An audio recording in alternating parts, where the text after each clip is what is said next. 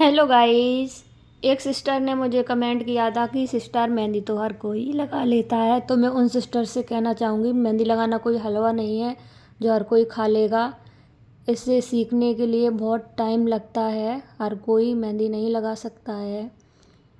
जिन लोगों को बिल्कुल भी कौन पकड़ना नहीं आता उनसे पूछो कि मेहंदी लगाना कितना मुश्किल काम है। आपने तो बोल दिया कि आपके जैसी तो मेहंदी हर कोई लगा लेगा।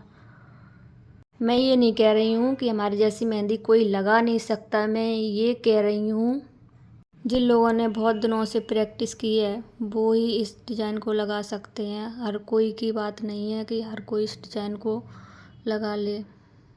आप लोगों को ये वाला मेहंदी का डिज़ाइन अच्छा लगा हो तो हमारी वीडियो को लाइक कमेंट शेयर कर देना गाइस, और हमारे चैनल को सब्सक्राइब कर लेना। मैं अगला वीडियो डालूँ वो आप लोग मिस ना करें।